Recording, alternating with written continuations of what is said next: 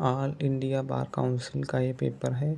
इसमें बहुविकल्पी प्रश्नों में सही या गलत के निशान लगे, हो सकता है वो गलत हो, तो कृपया अपने हिसाब से चेक कर लें। इसका वीडियो का मुख्य उद्देश्य केवल पेपर कैसा आता है ये दिखाने के लिए है।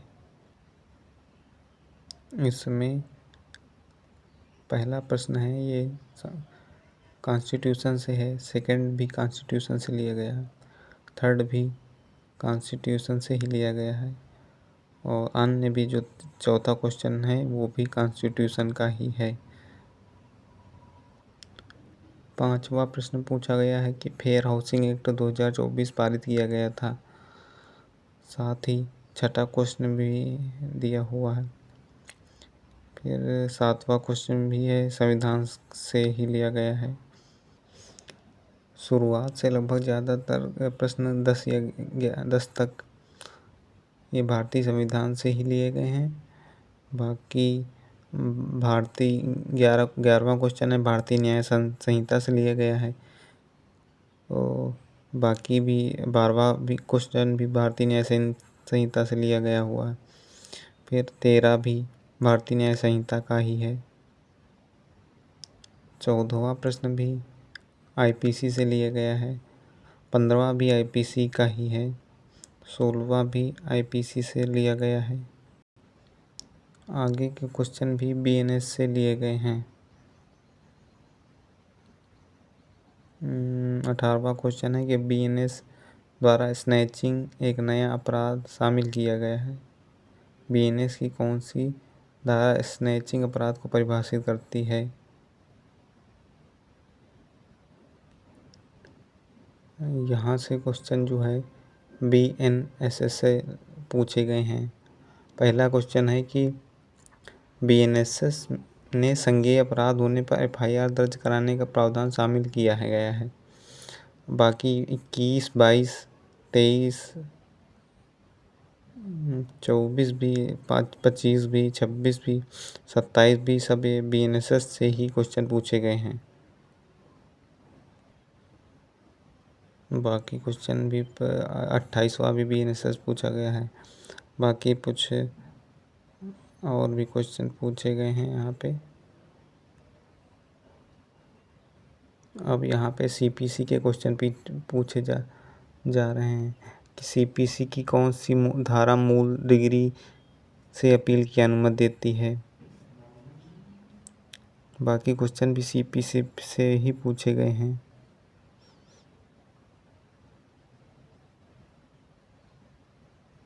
ये 36वां क्वेश्चन है, इसमें पूछा गया सीपीसी कौन सी धारा रेस जुडिकेटा के सिद्धांत से संबंधित है। फिर इसी तरह के अंतर्विवाची मुकदमों का प्रावधान है किस धारा में बताया गया सीपीसी में। इस तरह क्वेश्चन पूछे जाते हैं। ये अभी भी सीपीसी के 38 नंबर सीपीसी का है। तो बहुत सारे क्वेश्चन कॉन्स्टिट्यूशन के, आईपीसी के, बीएनएसएस के, भारतीय न्याय संहिता से पूछे जाते हैं। इस वजह से हमें वो सबसे महत्वपूर्ण है कि हमें जब भी पेपर देने जाना है तो हमको लगभग जो महत्वपूर्ण बेरक्ट हैं वो ले जाना ही पड़ेगा, तभी संभव होगा। इसमें प्राथमिक साक्ष्य 42 नंबर में पूछा गया, प्राथमिक साक्ष्य के बारे में भी सब पूछा गया है। बाकी सब भारतीय साक्ष्य अधिनियम की धारा 46 के अनुसार सिविल मामलों का चरित्र साक्ष्य कब प्रासंगिक होगा, 44 नंबर में क्वेश्चन पूछा गया है।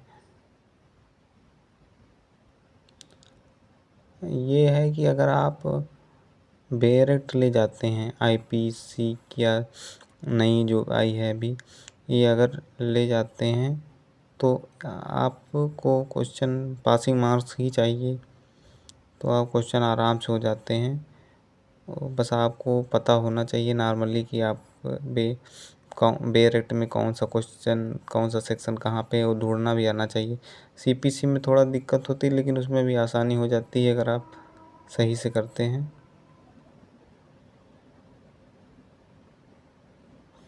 सेक्शन 50 के बारे में देखो पूछा गया, आर्बिट्रेशन उसके बाद ये सेक्शन 51 है, इसमें हिंदू विवाह अधिनियम की 1955 के अंदर किन धाराओं में सापिंड की चर्चा की, इसके बारे में बताया गया है। वो इसमें देखो धारा, फिर क्लास, फिर सब क्लास, अंतर जाके क्वेश्चन पूछा है। तो नॉर्मली आप डायरेक्ट ले जाते हैं तो उस पर आपको आसानी से आपको ढूंढ पाएंगे। हिंदू विवाह अधिनियम के क्वेश्चन पेपर में जो आते हैं, जैसे भी हिंदू विवाह अधिनियम को 1955 की धारा 15 के तहत तलाकशुदा व्यक्ति को दोबारा शादी करने के लिए इंतजार का समय रहता है, तो कब शादी आप कर सकते हैं। फिर अगला क्वेश्चन भी है हिंदू विवाह अधिनियम का ही है, फिर दया भाग से संबंधित है 54वां क्वेश्चन। आगे भी क्वेश्चन हिंदू विवाह अधिनियम से ही लिए गए हैं। कुछ क्वेश्चन बिहार से आते हैं, कुछ क्वेश्चन आपको पढ़ते समय आप थोड़ा अवेयर हैं तब तो आपको चीज़ें नॉलेज होता ही है। हिंदू विवाह अधिनियम से हिंदू विवाह अधिनियम या विवाह अधिनियम से बहुत सारे क्वेश्चन पेपर में पूछे जाते हैं, लगातार आपको दिखाई पड़ रहा है वीडियो में। 61 क्वेश्चन जो है PIL के बारे में आया हुआ है। आगे के क्वेश्चन में देखिए आप,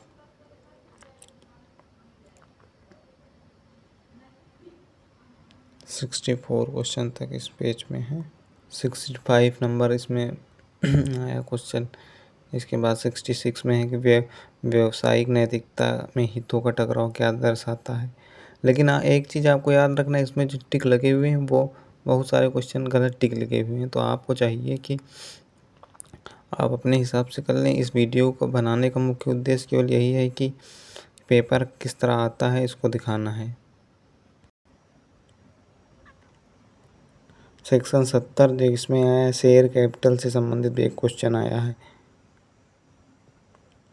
ये धारा 284 के अंदर के शेयर का अर्थ है किसी कंपनी के शेयर पूंजी में हिस्सा, इनमें शामिल है। 71 भी क्वेश्चन है, कंपनी एक्ट 2013 से दिया गया। अगर आप पेपर देने जा रहे हैं तो आप अपने साथ कंपनी का बेयर एक्ट ले जाइए, क्योंकि इसमें भी कई सारे क्वेश्चन बेयर एक्ट से आते हैं।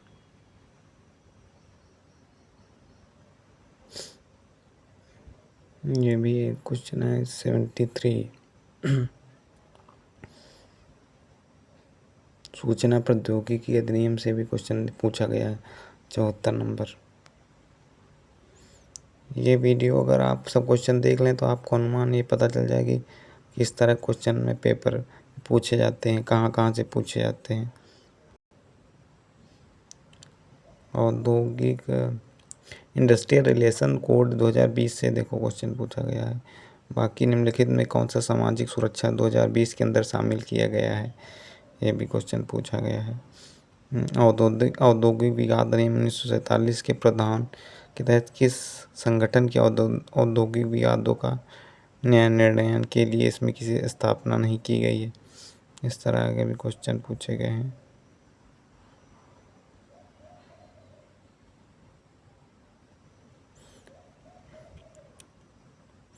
बहुत सारे क्वेश्चन हैं इसमें, यहाँ पे क्वेश्चन पूछा गया है देखिए,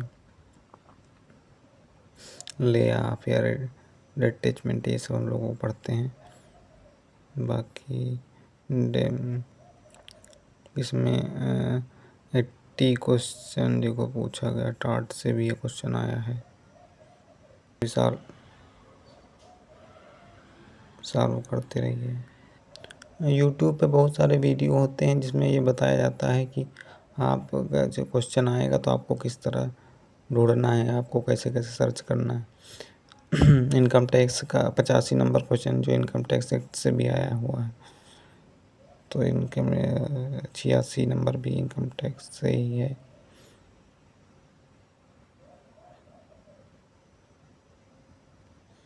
इनकम टैक्स एक्ट से भी कई सारे क्वेश्चन पेपर में आते हैं, देख लीजिए। ये भी पूछा है कि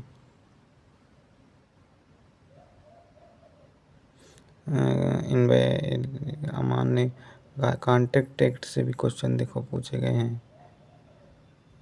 89, 90, 88 नंबर तो 88, 87 नंबर तो इनकम टैक्स एक्ट से पूछा गया है। अब जैसे 92 नंबर है, ये ट्रांसफ़र ऑफ प्रॉपर्टी से भी एक क्वेश्चन आया हुआ है। तो ट्रांसफ़र ऑफ प्रॉपर्टी अच्छा सब्जेक्ट है, थोड़ा क्रिटिकल रहता है बेयरट की भाषा। 93 क्वेश्चन जो है निगोशिएबल इंस्ट्रूमेंट से भी आया हुआ है। इसके बाद 94 क्वेश्चन है स्पेसिफिक रिलीफ एक्ट सेक्शन 31 के बारे में बताया गया है। उसके बाद 95 सेक्शन भी है जो स्पेसिफिक रिलीफ एक्ट का ही शायद। 96 क्वेश्चन है कॉन्ट्रैक्ट का है। उसके बाद 97 लैंड एक्विजिशन एक्ट का ही बारे में कुछ बताया गया है। इसके बाद 98 लैंड एक्विजिशन एक्ट 2013। 100वां क्वेश्चन है उसके देखिए, उसमें कॉपीराइट के बारे में पूछा गया है। तो बहुत सारे हर जगह से पेपर बनाया जाता है। ये वीडियो देख के आपको अनुमान लग गया होगा कि पेपर में किस तरह के क्वेश्चन पूछे जाते हैं। धन्यवाद।